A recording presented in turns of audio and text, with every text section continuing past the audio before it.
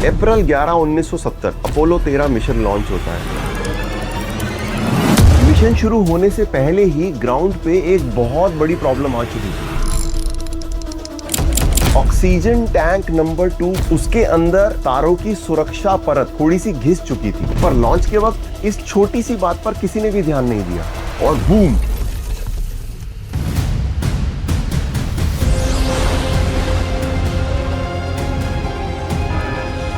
Astronauts को लगता है कि शायद उनका स्पेसक्राफ्ट किसी छोटे से मीटेरॉइड से टकरा गया है। जैक स्विगर्ट तुरंत अपना रेडियो पकड़ते हैं और एक मैसेज भेजते हैं। Okay, Houston, we've had a problem here. क्या आपको पता है नासा के इतिहास में सबसे बड़ा करिश्मा क्या था? बहुत लोग कहेंगे नील आर्मस्ट्रॉन्ग का पहली बार चांद पर कदम रखना सबसे बड़ा करिश्मा था। Okay, Neil, we can see you coming down the ladder now. लेकिन सच तो ये है कि नासा के इतिहास में उनका सबसे बड़ा गौरव उनका सबसे बड़ा फेलियर था। Apollo 13 spacecraft has suffered a major electrical failure. Commander Jim Lovell, radio. Houston, we've had a problem. Perhaps situation mark. Hearing a loud bang. Apparently, oxygen nitrogen leading from the crater. Emergency 1-5. April 11, 1970 Apollo 13 mission launch होता है, पर हैरानी की बात थी कि उस समय दुनिया को इस लॉन्च में कोई इंटरेस्ट ही नहीं था। नील आर्मस्ट्रॉन्ग और बज आल्ड्रिन पहले ही चांद पर जा चुके थे। लोगों के लिए अब स्पेस ट्रेवल बिल्कुल नॉर्मल हो चुका था और ये मिशन भी एक रूटीन फ्लाइट की तरह ही थी। लॉन्च के 2 दिन बाद एस्ट्रोनॉट्स ने स्पेसक्राफ्ट से लाइव टीवी ब्रॉडकास्ट किया। उन्होंने पूरे जोश से अपना स्पेसक्राफ्ट दिखाया और अपने एक्सपेरिमेंट्स भी बताए, लेकिन उन्हें नहीं पता था कि किसी भी टीवी ने उनका लाइव ब्रॉडकास्ट दिखाया ही नहीं। पब्लिक बोर हो चुकी है ये बोलकर चैनल्स ने नॉर्मल कमर्शियल्स चलाए। पूरी दुनिया आराम से सो रही थी, पर उन तीनों का सामना मौत से होने वाला था। चलिए इसका थोड़ा बैकग्राउंड समझते हैं। मिशन शुरू होने से पहले ही ग्राउंड पे एक बहुत बड़ी प्रॉब्लम आ चुकी थी। ऑक्सीजन टैंक नंबर 2 को टेस्ट के दौरान कुछ डैमेज झेलना पड़ा था। उसके अंदर टेफ्लॉन इंसुलेशन यानी तारों की सुरक्षा परत थोड़ी सी घिस चुकी थी, पर लॉन्च के वक्त इस छोटी सी बात पर किसी ने भी ध्यान नहीं दिया। वो एक टिकिंग टाइम बॉम्ब था। मिशन के 55 घंटे बीत चुके थे, पर कमांडर जिम लॉवल, जैक स्विगर्ट और फ्रेड हेसी बड़े ही रिलैक्स थे। तभी ह्यूस्टन के मिशन कंट्रोल से एक बेसिक रेडियो आवाज आती है, Apollo 13, we would like you to stir up your cryo tanks, जिसका मतलब स्पेसक्राफ्ट में लिक्विड ऑक्सीजन टैंक में जम ना जाए, इसके लिए फैन के थ्रू उसे शेक करना पड़ता था। पायलट जैक स्विगर्ट एक नॉर्मल स्विच फ्लिप करते हैं और उन्हें लगता है ये उनका एक रूटीन जनरेटर काम है, लेकिन जैसे ही वो स्विच ऑन होता है उन डैमेज तारों के अंदर एक छोटा सा शॉर्ट सर्किट होता है, जिसकी वजह से एक माइक्रोस्कोपिक चिंगारी निकलती है और उस हाई प्रेशर ऑक्सीजन टैंक के अंदर भयानक आग लग जाती है और बूम, एक 30 टन का स्पेसक्राफ्ट बुरी तरीके से हिल जाता है।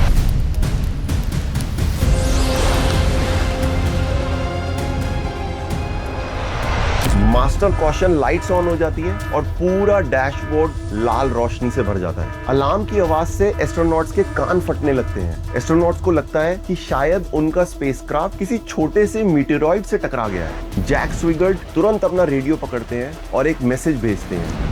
Okay, Houston, we've had a problem here.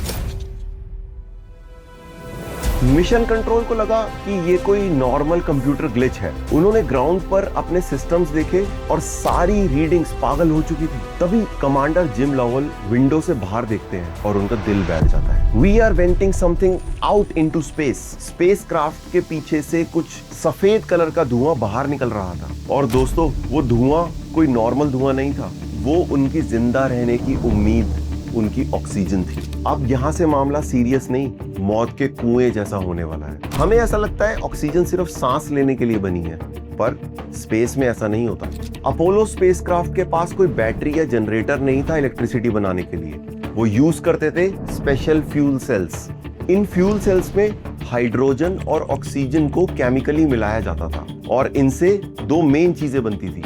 पहली, ढेर सारी इलेक्ट्रिसिटी और उसके बाद पीने का साफ पानी। टैंक नंबर 2 के फटने से टैंक नंबर 1 के पाइप्स भी डैमेज हो गए थे और इसका सीधा मतलब था कि उनकी अब पूरी ऑक्सीजन सप्लाई खत्म हो चुकी थी। और अगर सिस्टम में ऑक्सीजन नहीं तो फ्यूल सेल्स भी हमेशा के लिए बंद, और अगर फ्यूल सेल्स नहीं तो there will be no electricity in entire spacecraft. और अगर इलेक्ट्रिसिटी जीरो हो गई तो उनके स्पेसक्राफ्ट के सारे कंप्यूटर तुरंत बंद हो जाएंगे और स्पेस के -270 डिग्री टेम्परेचर में एस्ट्रोनॉट्स पत्थर बन जाएंगे। कुछ ही मिनटों में उनका मेन हीटर बंद हो गया और स्पेसक्राफ्ट के अंदर टेम्परेचर बहुत तेजी से ड्रॉप होने लगा और ठंड बहुत ज्यादा बढ़ने लगी। ह्यूस्टन में बहुत भीड़ जमा हो चुकी थी, लेकिन नासा के सबसे बड़े ब्रेन एक कमरे में थे। उन्होंने रियलाइज किया कि कमांड मॉड्यूल जिसका नाम ओडिसी था वो धीरे धीरे मर रहा है। उनके पास अब सिर्फ 15 मिनट की बैटरी बची थी और अगर ये 15 मिनट खत्म हो जाएंगे तो एस्ट्रोनॉट्स भी खत्म हो जाएंगे। और तब एक ऐसी स्ट्रेटेजी बनाई गई जो स्पेस के किसी भी मैनुअल में नहीं लिखी हुई थी। ग्राउंड कंट्रोल ने कहा कमांड मॉड्यूल को पूरी तरीके से शट डाउन कर दो, सारी इलेक्ट्रिसिटी, सारे हीटर्स, सारे स्विचेस ऑफ कर दो और तीनों एस्ट्रोनॉट्स को लूनर मॉड्यूल में शिफ्ट कर दो। लूनर मॉड्यूल यानी वो छोटा सा लैंडर जिसको मून पर उतरने के लिए बनाया गया था और उसे एक लाइफ बोट की तरह यूज करने के अलावा कोई ऑप्शन भी नहीं था। पर यहाँ एक बहुत बड़ा कैच था जिसने सबके होश उड़ा दिए। लूनर मॉड्यूल को डिजाइन किया गया था सिर्फ 2 लोगों के लिए और सिर्फ 2 दिन के लिए, क्योंकि 2 लोगों को ही चांद पर उतरना था और वापस आना था। लेकिन अब उस छोटे से डिब्बे में 3 लोग फंस चुके थे और उन्हें चांद से अर्थ पर आने में कम से कम 4 दिन का समय लगने वाला था। जगह इतनी कम थी कि तीनों लोग अच्छे से हिल भी नहीं पा रहे थे। टेम्परेचर 3 से 4 डिग्री सेल्सियस तक पहुंच गया था। एस्ट्रोनॉट्स के सांस लेने से कैबिन की दीवारों पर बर्फ जम रही थी और वाटर की सप्लाई रोककर रोज का सिर्फ 1 घूंट अलाउ किया गया था। बहुत ज्यादा डिहाइड्रेशन के कारण फ्रेड हेसी को किडनी का इन्फेक्शन भी हो गया था। उन्हें स्पेस में बहुत तेज बुखार आ चुका था। पर ये तो उनकी तकलीफ की बस शुरुआत थी। असली मुसीबत तो उनके फेफड़ों में जा रही थी। जब हम सांस लेते हैं तो ऑक्सीजन अंदर खींचते हैं और कार्बन डाइऑक्साइड बाहर निकालते हैं, लेकिन अगर एक छोटे से कमरे में उस कार्बन डाइऑक्साइड को फिल्टर ना किया जाए तो उस कमरे की हवा बहुत ज्यादा जहरीली हो सकती है। कार्बन डाइऑक्साइड का लेवल बढ़ने से पहले आपका सिर दर्द से फटने लगेगा और फिर आपका दिमाग कोई भी डिसीजन लेने की क्षमता धीरे धीरे कम करने लगे। लूनर मॉड्यूल के अंदर कार्बन डाइऑक्साइड को फिल्टर करने के लिए लिथियम हाइड्रोक्साइड के कैनिस्टर्स लगे हुए थे, लेकिन जैसे मैंने बताया वो लूनर मॉड्यूल सिर्फ 2 ही लोगों के लिए बना था। अब लोग ज्यादा थे और CO2 के फिल्टर्स बहुत जल्दी खत्म होने लगे थे। डैशबोर्ड पर कार्बन डाइऑक्साइड का डेंजरसली हाई वार्निंग अलार्म बजने लगा। हवा में जहर घुल रहा था और एस्ट्रोनॉट और मौत के करीब जा रहे थे। अब यहाँ पे एक बड़ी ही अजीब प्रॉब्लम आई। कमांड मॉड्यूल के अंदर और भी फिल्टर्स रखे हुए थे, लेकिन उन सारे फिल्टर्स की जो शेप थी वो थी स्क्वायर यानी चकोर, और जिस लूनर मॉड्यूल में एस्ट्रोनॉट्स बैठे थे उस सॉकेट का शेप था गोल यानी सर्कल। नासा ने 2 अलग अलग कंपनीज को वो मॉड्यूल बनाने का कॉन्ट्रैक्ट दिया था और वो कंपनीज ने बिना स्पेस अलाइनमेंट के बारे में सोचे हुए वो मॉड्यूल बना दिए थे। यानी एस्ट्रोनॉट्स के पास एक्स्ट्रा फिल्टर्स तो थे लेकिन वो उसे लगा नहीं सकते थे। एक स्क्वायर फिल्टर एक राउंड शेप में फिट करना था और अगर ऐसा अगले 2 घंटों में नहीं होता तो तीनों एस्ट्रोनॉट घुट-घुट कर वहीं मरने वाले थे। और तब जमीन पर ह्यूस्टन के फ्लाइट डायरेक्टर ने एक इमरजेंसी टीम को बुलाया और टेबल पर वो सारी फालतू चीजें फेंक दी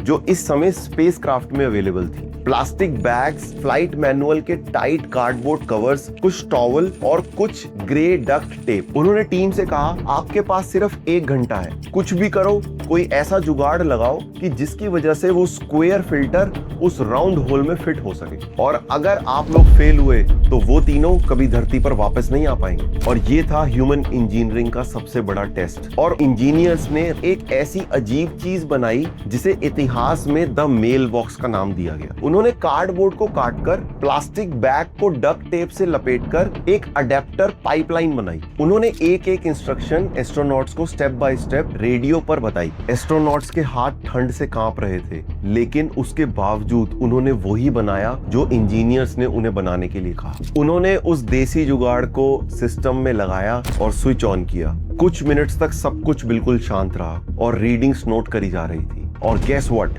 उसके तुरंत बाद ही तेजी से कार्बन डाइऑक्साइड का लेवल लूनर मॉड्यूल के अंदर गिरने लगा। स्पेस के इतिहास में एक सबसे बड़े देसी जुगाड़ ने उन तीनों की जान बचा ली थी। लेकिन हवा साफ होने का मतलब ये नहीं था कि आप वापस अर्थ पर आ गए। अभी भी सबसे बड़ा चैलेंज था कि वापस कैसे आया जाए। स्पेसक्राफ्ट का रास्ता बदलने के लिए बहुत सारी एनर्जी और बहुत सारा फ्यूल चाहिए था। पर उनका मेन इंजन एक्सप्लोड हो चुका था और उसे टच करना सुसाइड के बराबर था। स्पेसक्राफ्ट अर्थ से दूर चांद की तरफ बहुत तेजी से बढ़ रहा था। तब नासा के मैथमेटिशियंस ने फिजिक्स का सबसे बड़ा वेपन यूज किया, जिसे हम कहते हैं ग्रेविटेशनल स्लिंगशॉट मैन्यूवर। उन्होंने फैसला किया कि हम स्पेसक्राफ्ट को रास्ते में रोकने की कोशिश नहीं करेंगे, लेकिन उसको पूरी तेजी से चांद की तरफ जाने देंगे। स्पेसक्राफ्ट जैसे ही चांद की ग्रेविटी में फंसेगा, उसके बाद चांद का ग्रेविटेशनल फोर्स उस लूनर मॉड्यूल को घुमाकर एक गुलेल की तरह अर्थ की तरफ फेंकेगा और इस रास्ते में उन्हें चांद के डार्क साइड पर जाना था, जहां पर अर्थ से कोई कांटेक्ट नहीं होता। Deep dark side of the moon, completely cut off from humanity. जब अपोलो 13 चांद के पीछे गया तो रेडियो पर सिर्फ एक मौत की तरह सन्नाटा था। ह्यूस्टन कंट्रोल रूम में सब लोग खामोश थे, क्योंकि उनका रास्ता अंधेरे में था। पूरे 25 मिनट तक वो तीनों इंसान दुनिया के लिए गायब हो चुके थे। पर जैसे ही स्पेसक्राफ्ट चांद के पीछे से निकलकर वापस आया, उनके सामने एक और बहुत बड़ा चैलेंज खड़ा था, जिसकी वजह से वो तीनों मर सकते थे। उनकी स्पीड इतनी कम थी कि अगर वो स्पीड को नहीं बढ़ाते तो रास्ते में ही उनका पानी और ऑक्सीजन खत्म हो जाता। उन्हें लूनर मॉड्यूल की स्पीड बढ़ाने के लिए उसका छोटा इंजन फायर करना था, पर उनके सारे navigation computers and automatic alignment system बंद पड़े थे। उन्हें ये इंजन फायर बिल्कुल अंधेरे में अंदाजे से करना था, और अगर इंजन थोड़ा सा भी गलत एंगल पे फायर हुआ तो उनकी री एंट्री का एंगल खराब हो जाता। सो इस एंगल कैलकुलेशन को समझते हैं। अर्थ के एटमॉस्फेयर में री एंटर करने के लिए सिर्फ एक 6.5 डिग्री का ही नैरो एंगल अवेलेबल था, और उनका एंगल अगर 6.5 डिग्री से कम होता तो स्पेसक्राफ्ट एटमॉस्फेयर से टकराकर स्पेस में बाउंस हो जाता। क्योंकि कंप्यूटर्स बंद थे तो कमांडर जिम लॉवल ने अपना दिमाग चलाया। उन्होंने विंडो से दिखने वाली धरती की गोलाई यानी होराइजन का आइडिया लगाया। उन्होंने मैन्युअली स्पेसक्राफ्ट की नोज को होराइजन से अलाइन किया। जैक स्विगर्ड ने अपनी मैकेनिकल घड़ी देखी और फ्रेड हेसी ने थ्रस्टर्स पकड़े। एग्जैक्टली 39 सेकंड्स के लिए उन्होंने इंजन को मैन्युअली फायर किया। It was pure human skill and gut feeling versus death. 17 अप्रैल 1970 को अपोलो 13 अर्थ के एटमॉस्फेयर के पास पहुंच जाता है। री एंट्री से ठीक पहले वो लूनर मॉड्यूल वो स्पेस में छोड़ देते हैं, जिसने उनकी जान बचाई। उन्होंने मेन कमांड मॉड्यूल के स्विच ऑन किए और हैरानी की बात थी, कंप्यूटर चालू भी हो गए और अब वो कमांड मॉड्यूल अर्थ के एटमॉस्फेयर में क्रैश करता है और उसकी एंट्री स्पीड थी लगभग 40,000 किलोमीटर पर आवर। स्पेसक्राफ्ट के बाहर का टेम्परेचर 2700 डिग्री सेल्सियस। इस एक्सट्रीम हीट की वजह से स्पेसक्राफ्ट के चारों तरफ जो हवा होती है वो प्लाज्मा बन जाती है, और इस प्लाज्मा बनने के कारण सारे रेडियो सिग्नल टूट जाते हैं, और इसे कहा जाता है space re entry blackout window. Normally ये ब्लैकआउट मैक्सिमम 3 मिनट्स का होता है। मिशन कंट्रोल में सारे लोग हेडफोन्स लगाकर सिर्फ एक स्टैटिक नॉइज सुन रहे थे। पूरे 3 मिनट्स बीत गए पर स्पेस से कोई आवाज नहीं आई। अब 3 मिनट 30 सेकंड बीत चुके थे पर चारों तरफ सन्नाटा था। फ्लाइट डायरेक्टर्स का चेहरा डर के मारे पीला पड़ चुका था। सबको लग रहा था कि उनकी हीट शील्ड टूट गई है और तीनों एस्ट्रोनॉट्स मारे गए हैं। 4 फुल मिनट्स बीत चुके थे और नासा के इतिहास में ये सबसे भयानक 4 मिनट थे। और तभी स्टैटिक नॉइज के बीच में से हल्की सी एक क्रैकलिंग आवाज आती है, ह्यूस्टन, ओडिसी इज हियर। और अगले ही पल कैमरा आसमान की तरफ घूमता है। वहां 3 बड़े और बहुत खूबसूरत लाल रंग के 3 पैराशूट्स खुल रहे थे। Odyssey capsule safely Pacific Ocean में स्प्लैश डाउन कर जाता है। पूरे मिशन कंट्रोल में लोग जोर से चिल्लाने और रोने लगते हैं। अपोलो 13 कभी चांद पर नहीं उतर पाया। अपने मेन टारगेट के हिसाब से ये मिशन एक कंप्लीट फेलियर था, लेकिन जिस तरीके से इंसानी दिमाग और कभी ना हार मानने वाले जज्बे ने काम किया, जिस तरह उन्होंने उन 3 एस्ट्रोनॉट्स को मौत के मुंह से छीन लिया, उसके बाद नासा ने इस मोमेंट को अपना सबसे बड़ा सक्सेसफुल फेलियर माना। ये कहानी हमें सिखाती है कि सिचुएशन चाहे कितनी भी डार्क क्यों ना हो, लेकिन अगर आपका दिमाग शांत है तो आप एक स्क्वायर बॉक्स को भी एक राउंड होल में फिट कर सकते हैं। अगर आपको ये अनसेड हिस्ट्री और इंजीनियर्स का जुगाड़ पसंद आया तो वीडियो को लाइक करें और सब्सक्राइब करें। मिलते हैं अगली वीडियो में। जय हिंद।